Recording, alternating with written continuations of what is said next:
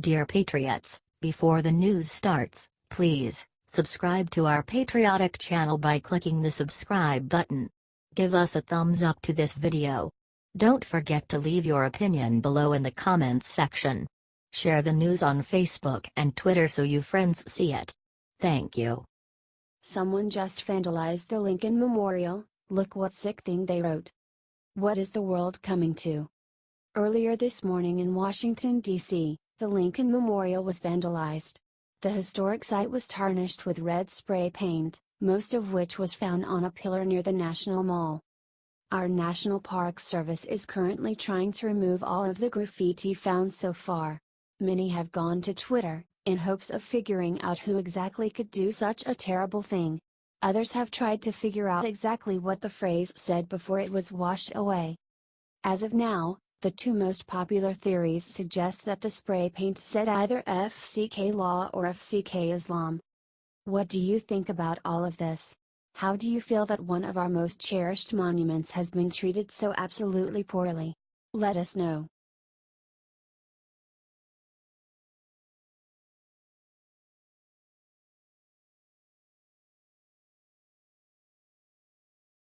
Breaking: Rudy Giuliani rushed to hospital for horrible reason. The former New York City mayor and Trump booster Rudy Giuliani was just rushed to emergency surgery after he fell this weekend. According to the New York Post, Giuliani told Page 6 from his hospital bed, "I was a catcher from a very young age, and I have suffered with catcher's knee for years, and the doctors said it would deteriorate." Rudy Giuliani has been a Trump supporter since the beginning. He received quadriceps tendon surgery. "Then my knee gave way when I was walking on Sunday. I tried to get up but, my wife, Judith, ordered me not to move. If it hadn't been for her, the injury would have been a lot worse. I now call her Nurse Nancy. I swear to God, it was my first day of vacation and we'd planned to play a lot of golf. I don't think I will be playing golf for a few weeks. But I am already up and limping around. I'm a tough guy, so this isn't going to stop me." Giuliani fell down as he was hosting a barbecue for his friends at his Long Island home. Judith Giuliani told Page 6, "It is a good thing that I am a trained nurse, because when he fell I saw his leg had fallen in an unnatural way. Our guests wanted to pick him up, he's a tough guy and he wanted to get up, and I said he should not move. It was an instant red flag. When I looked at the limb, I knew if he got up it would just do more damage." Let's pray for the safety of America's great mayor. Share this if you are glad that Giuliani is safe and sound and in doctor's care. Heal quickly, Mr. Giuliani.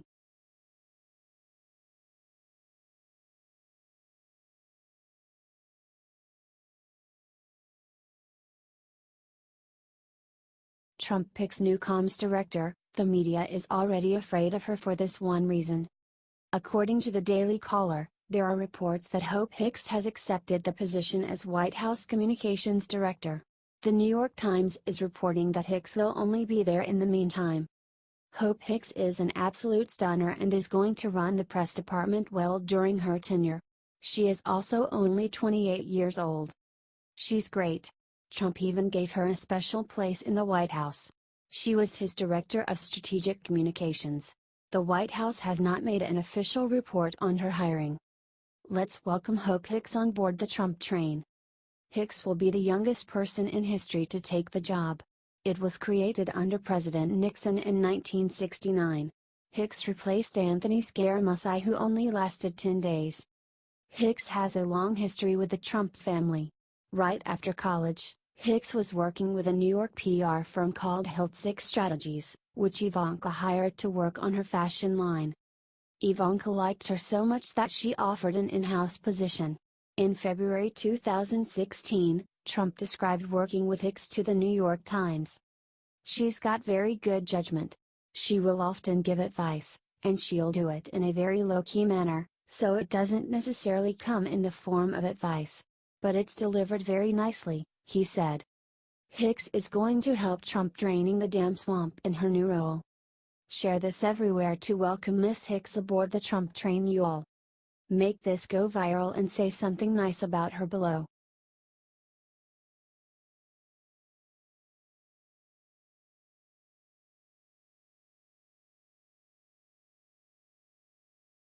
Here it is. 30 years of Trump fighting racism that the media doesn't want you to see. Donald Trump has never been associated with racism until he began running for office. The truth is, our president has always fought against racism and continues to fight against it today. Here is the proof the mainstream media doesn't want you to know when it comes to Donald Trump and racism. 1986, Trump, Rosa Parks, Muhammad Ali receive Ellis Island Award. As the New York Times reported on October 16, 1986, 80 Americans from 42 ethnic groups were named yesterday as recipients of the Ellis Island Medal of Honor by the Statue of Liberty Ellis Island Foundation. The medals will be presented to the recipients, all either naturalized or Native Americans, at a ceremony October 27 on Ellis Island. That is the day before the 100th anniversary of the dedication of the Statue of Liberty, the final event of the 1986 Liberty Centennial observances. The National Ethnic Coalition of Organizations presents the awards based on integrity, passion, gravitas, humanitarian and ethnic heritage. If Trump's a racist, why would he accept an award alongside civil rights pioneer Rosa Parks? 1991, Trump hates seeing what David Duke surging in politics represents. In an interview on Larry King Live on November 19, 1991, Trump said he hated seeing what the strong political support of white nationalist David Duke meant in Louisiana, which was suffering a deep depression at the time. King, did the David Duke thing bother you? 55% of the whites in Louisiana voted for him. Mr. Trump, I hate dash. King, 400 New Yorkers contributed. Mr. Trump, I hate seeing what it represents, but I guess it just shows there's a lot of hostility in this country. There's a tremendous amount of hostility in the United States. 1997, Anti-Defamation League praises Trump. On April 30, 1997, The Wall Street Journal reported on Trump's purchase of the famous Mar-a-Lago Club in Palm Beach, Florida, and how he opened up the club to Jews and African Americans, putting him at odds against rival clubs in Palm Beach. The culture clash began to approach a climax last fall, when Mr. Trump's lawyer sent members of the town council a copy of the film Guess Who's Coming to Dinner, a film that deals with upper-class racism.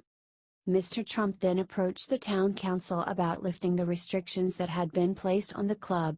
He also asked some council members not to vote on the request because their membership in other clubs created a conflict of interest. Last December, after the council refused to lift the restrictions, Mr. Trump filed a lawsuit in U.S. District Court in Palm Beach, alleging that the town was discriminating against Mar-a-Lago, in part because it is open to Jews and African Americans. The suit seeks $100 million in damages. 2000, Trump calls David Duke a bigot, a racist and a problem. During a NBC interview aired on February 14, 2000, Trump blasted Duke when explaining why he was leaving the Reform Party. Matt Lauer, when you say the party is self-destructing, what do you see as the biggest problem with the Reform Party right now? Mr. Trump, well, you've got David Duke just joined a bigot, a racist, a problem. I mean, this is not exactly the people you want in your party. Buchanan's a disaster as we've, covered. Jesse's a terrific guy who just left the party. And he, it's unfortunate, but he just left the party. He's going to be doing his Independence Party from Minnesota. And he's a terrific guy and a terrific governor, and he's got a great future. And I've always said, Matt, that I would run if I thought I could win, and in order to win. 2008, Trump helps African American Jennifer Hudson after her family is murdered. Jennifer Hudson, a singer who rose to prominence after an appearance on American Idol, suffered an immense tragedy when 3 of her family members were murdered. In the aftermath, Trump offered to put up at the Trump International Hotel and Tower in Chicago free of charge, as reported by NBC. They are safe, Trump told people on Monday night. She's a great girl and we're protecting them well. 2015, Trump doesn't want Duke's support. About 2 months into Trump's campaign for the White House, he publicly said he didn't want Duke's support. According to CBS, Trump was asked Wednesday about Duke's praise, and he distanced himself from the white supremacist. "I don't need his endorsement, I certainly wouldn't want his endorsement," Trump said during an interview with Bloomberg News on Wednesday. "I don't need anyone's endorsement." When he was asked whether he would flat out reject Duke's support, Trump replied, "Sure, I would if that would make you feel better." 2016, Trump disavows racist elements of so-called alt-right. Not long after winning the presidency, Trump disavowed the racist elements of what the mainstream media termed the alt-right. From CNN on November 23, 2016.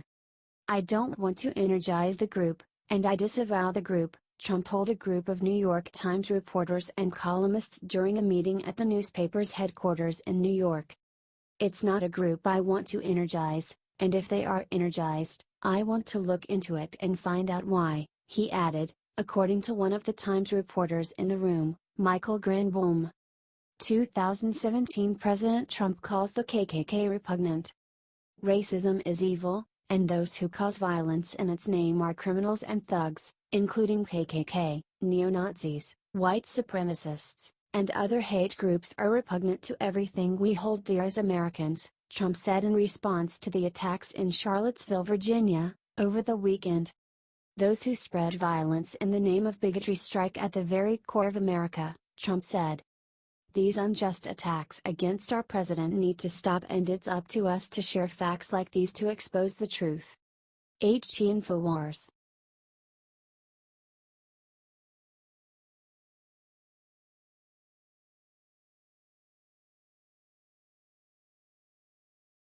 When Trump just declared victory over North Korea with this mighty act, Trump has once again proved that he is a leader and in charge. He knows how to handle a bully, unlike Obama, who obviously never met one in the schoolyard. To handle a bully, you can't back down, and Trump knows it.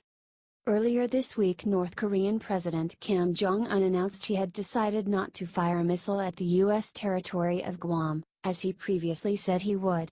In true bully fashion, of course, he added that he could still change his mind. Why did this happen? Because of all the babying that past presidents, like Obama, had done with the maniacal threats of the North Korean leader? I think not, since he just kept increasing his nuclear capability and his threats toward us. No, he backed off because Trump didn't. He said that North Korea would face fire and fury if it continued to threaten the United States. The media cried and fainted. But Trump still held his course. And Kim Jong-un backed off. That's how you handle a bully. Do you think Trump is a great leader? Please share if you do, and comment "Thank you, Mr. President" so he sees it. H.T. The Hill.